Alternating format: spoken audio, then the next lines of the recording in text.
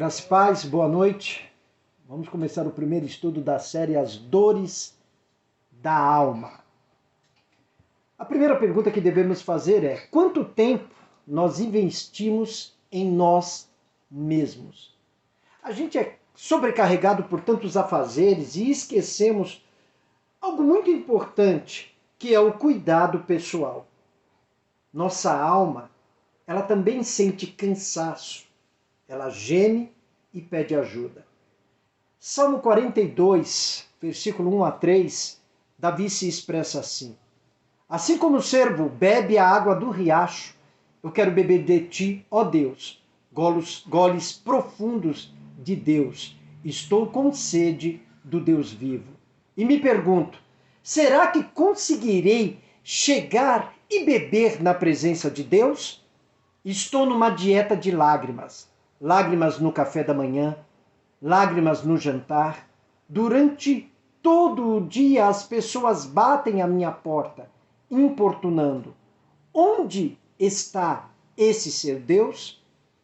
A gente passa a maior parte de nossas vidas cuidando dos nossos corpos. Claro, isso é muito necessário. Precisamos cuidar do nosso corpo. 1 Coríntios 6,19 diz assim: acaso não sabem que o corpo de vocês é santuário do Espírito Santo que habita em vocês, que lhes foi dado por Deus e que vocês não são de si mesmos? Devemos olhar também profundamente em nossas almas. A pergunta é: como está a sua alma? Embora muitas pessoas travem uma guerra fracassada contra o corpo, a alma apodrece muito, muito lentamente, sofrendo e chorando por um pouco de amor. Considere então as seguintes perguntas: qual é o sentido de controlar o alimento que entra na sua boca quando o que dela sai é sujo? De que adianta um rosto liso se sua alma está cheia de rugas? De que adianta gastar tanto dinheiro em embelezamento se o espelho não consegue mostrar a intimidade? Um dos passos mais importantes para mudar essa mentalidade é: mude seu olhar. A Bíblia diz assim em Mateus 6, 22, 23. Os olhos são a candeia do corpo. Se os seus olhos forem bons, todo o seu corpo será cheio de luz. Mas, se os seus olhos forem maus, todo o seu corpo será cheio de trevas. Portanto, se a luz que está dentro de você são trevas, que tremendas trevas são. Eu vou ler essa mesma passagem através dos olhos da Bíblia, a mensagem. Quando abrimos nossos olhos com admiração e fé, nosso corpo se enche de luz. Se nossos olhos estiverem cheios de ganância e desconfiança, nosso corpo se tornará um celeiro cheio de grãos podres. Se fechamos as cortinas dessas janelas, nossa vida será miserável. Então, mude sua perspectiva e você mudará a atitude da sua alma. Aí então vem o desespero de perder a alma e continuar vivendo. Marcos 8,36 diz assim: pois que adianta o homem ganhar o mundo inteiro e perder a sua alma? A pergunta que não quer calar: é possível perder a alma, mas continuar vivendo? Sim, é possível. O Senhor Jesus não estava falando de morte, a morte do corpo, mas de outro jeito de morrer.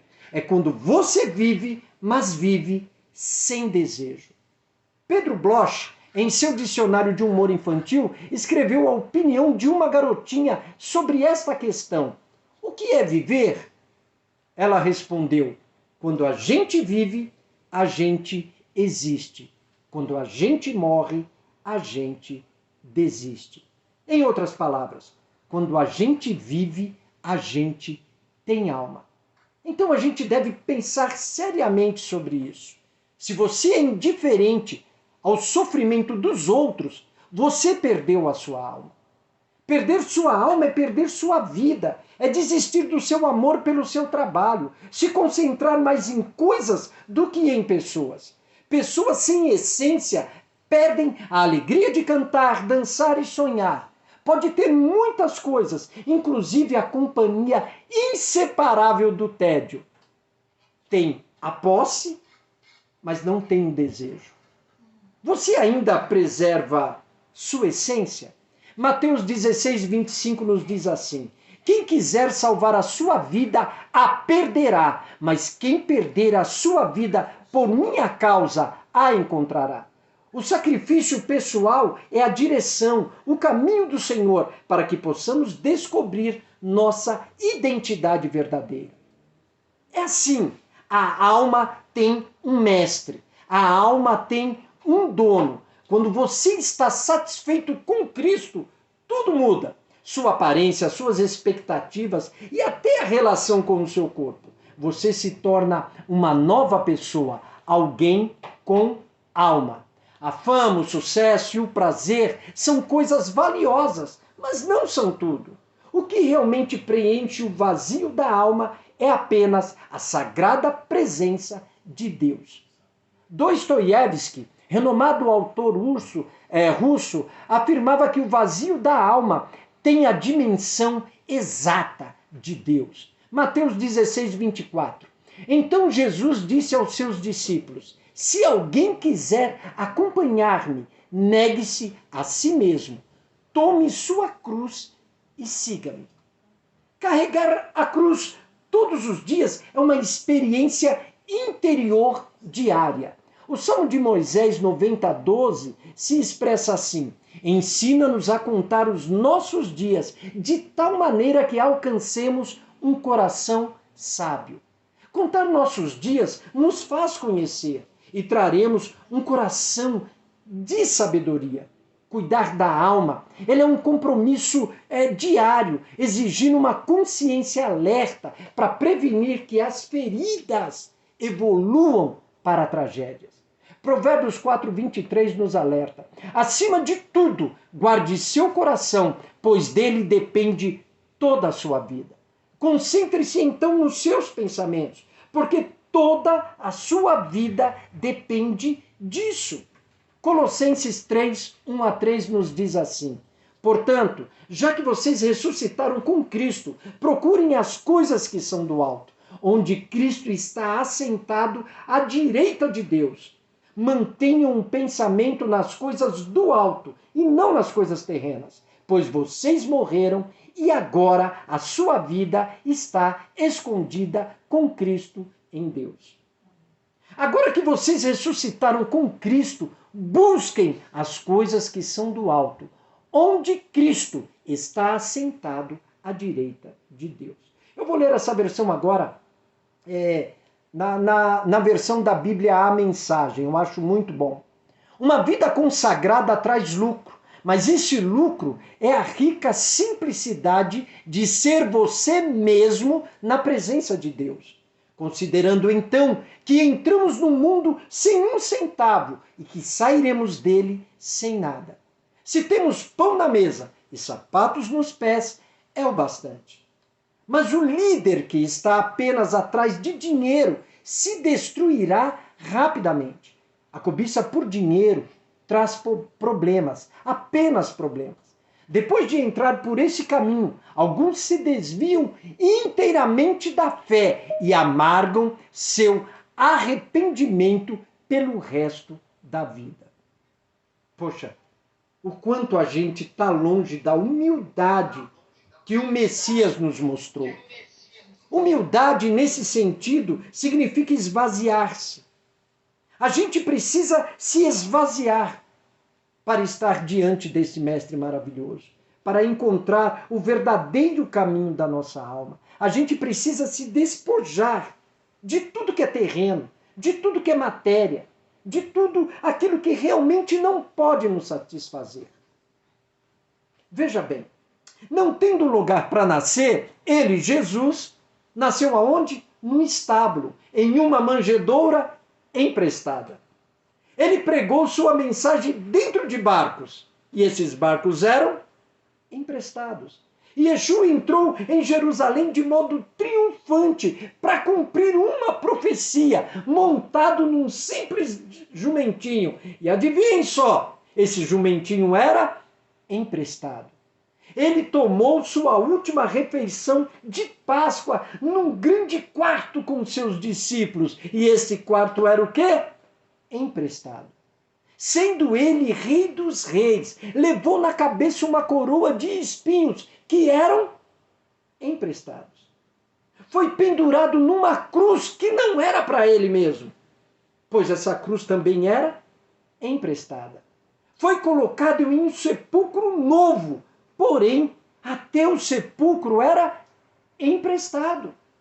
Não trouxemos nada ao mundo e sabemos com certeza que nada, absolutamente nada, levaremos embora. Filipenses 4:7 nos diz assim: e a paz de Deus, que excede todo o entendimento, guardará os seus corações e as suas mentes em Cristo Jesus.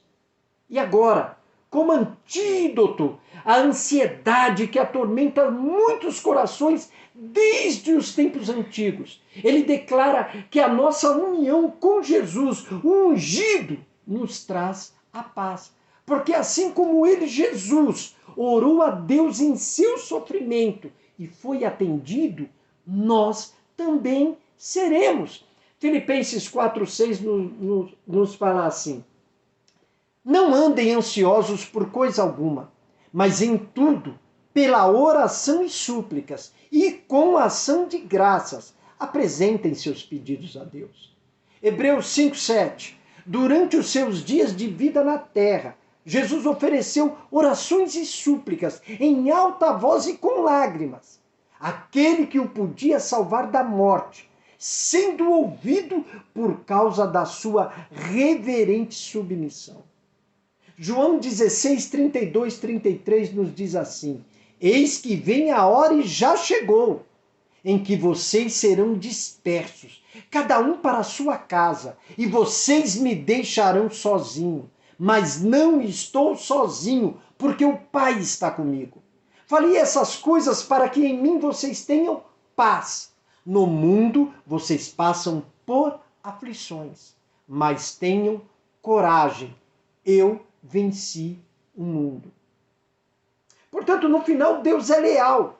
E nossa conexão com Jesus, com Yeshua, seu Filho, nos proporciona paz, nos proporciona tranquilidade. Assim como ele caminhou com Deus e finalmente alcançou sua paz, nós também, porém, se seguirmos o mesmo caminho. Adam Clarke disse assim: portanto, ensina-nos a contar nossos dias, consideremos profundamente nossa própria fragilidade e a falta e incerteza da vida, para que possamos viver a eternidade, nos familiarizarmos com você e estar em paz, para que possamos morrer a teu favor e viver e reinar contigo eternamente. No Salmo 90:12, Moisés pediu a Deus que o ensinasse a valorizar o tempo que lhe foi dado e a usá-lo com sabedoria para cumprir os propósitos do Senhor. Esta consciência da fragilidade da vida e da generosidade de Deus pode nos levar ao arrependimento e a adotar atitudes de temor a Deus, ao Todo-Poderoso, ao Criador.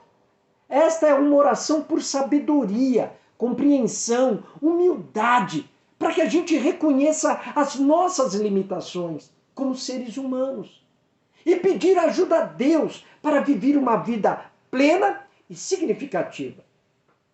Deus e o sofrimento, encontrando Deus no reinado, no império do gemido. Jó 6, 1-13 nos diz assim: então Jó respondeu: se tão somente pudessem pesar a minha aflição e pôr na balança a minha desgraça, veriam que o seu peso é maior que o da areia dos mares. Por isso, as minhas palavras são tão impetuosas. As flechas do Todo-Poderoso estão cravadas em mim, e o meu espírito suga delas o veneno. Os terrores de Deus estão posicionados contra mim. Zurra o jumento selvagem se tiver capim? Muge o boi se tiver forragem? Come-se sem sal uma comida insípida? E a clara do ovo tem algum sabor? Recuso-me a tocar nisso. Esse tipo de comida causa-me repugnância. Se tão somente fosse atendido o meu pedido, se Deus me concedesse o meu desejo, se Deus se dispusesse a esmagar-me, a soltar a mão protetora e eliminar-me, pois eu ainda teria o consolo, minha alegria em meio à dor implacável de não ter negado as palavras do santo. Que esperança posso ter se já não tenho forças? Como posso ter paciência se não tenho futuro? Acaso a minha força da pedra? Acaso a minha carne é de bronze? Haverá poder que me ajude agora que os meus recursos se foram? Salmo 31, 10, 13. Minha vida é consumida pelas angústias e os meus anos pelo gemido. Falta-me a força devido à minha aflição, e os meus ossos se enfraquecem. Por causa de todos os meus adversários, sou motivo de ultraje para os meus vizinhos e de medo para os meus amigos. Os que me veem na rua fogem de mim. Sou esquecido por eles, como se estivesse morto. Tornei-me como um pote quebrado. Ouço muitos cochicharem a meu respeito. O pavor me domina, pois conspiram contra mim, tramando tirar-me a vida. Isso mostra o quão frágil nós somos, o quão necessitamos de Deus, o quanto a nossa alma dói, o quanto a nossa alma geme, o quanto a nossa alma grita por socorro. E nós precisamos, como estes homens, como Jó, que sofreu de forma tão ferrenha, como Davi, que sofria grandemente contra as perseguições, e muitos daqueles que estavam perto, que o rodeavam, que faziam até mesmo parte de sua família. Nós precisamos aprender a despejar tudo isso aos pés da cruz, aos pés do Senhor, aos pés daquele único que verdadeiramente pode nos ajudar. A gente encontra no mundo histórias que trouxeram muito peso, muita dor, muita amargura à alma de milhares de pessoas. Lá em Hiroshima existe um marco conhecido como Monumento da Paz das Crianças, também conhecido como Torre das Gaivotas. E essa é uma homenagem a uma jovem chamada Sadako Sasaki, que criou mais de 1000 origamis de gaivotas azuis, usando papel de embalagem de medicamentos, até que ela fosse sucumbir à leucemia, uma consequência da radiação atômica. Estas e outras condições são sintomas de dor e sofrimento. É uma imagem terrível que nos despedaça. A vida de ninguém, de nenhum ser humano é isenta da dor. Ninguém está imune à dor. Dizem que os cisnes simbolizam a beleza no sofrimento, pois a melodia deles se torna mais bela quando eles sentem dor. Todos nós temos a desagradável companhia da dor. A dor da decepção, aquela horrível sensação da traição. São como ondas violentas que demolem os nossos castelos de sonhos. Então o que temos que aprender? Que o mundo é uma morada da dor. E que a Bíblia, que nós tanto amamos, que nós lemos, que nós buscamos apoio, que nós buscamos segurança, ela nos mostra o quanto isso é verdade, que o mundo é uma morada da dor. Nós vemos isso em Hiroshima, Nagasaki, o Holocausto. Esses são lugares da lágrima, da dor, do sofrimento. Esses são os lugares do inferno da alma, lugares da opressão. Entenda, a dor é imparcial, ela é rigorosa e ela opera com o princípio da totalidade. Quando se trata de dor, todos são iguais. Ela não está nem aí se você é rico, se você é pobre. Ela não está nem aí com a cor da pele, com o seu nível cultural. Ela não está nem aí com os títulos que você carrega. Ela não está nem aí. Ela simplesmente opera, independente daquilo que eu e você sejamos. Dizem que a arte é um dos campos mais impactados pela dor. Um desses exemplos é o que Tom Jobim cantava. Tristeza não tem fim. Felicidade, sim. Fernando Pessoa definiu o poeta assim. O poeta é um fingidor. Finge tão completamente que chega a fingir que é dor. A dor que deveras sente. Então a dor, ela é a expressão mais elevada da arte. Uma professora de psicologia disse que o mundo é movido pelos angustiados. É a dor como companheira, como amiga, como esposa da genialidade. Uma música muito antiga diz assim, ó: alegria te suplico, pise leve, com cuidado, pois a dor tem o ouvido aflito e descansa no quarto ao lado.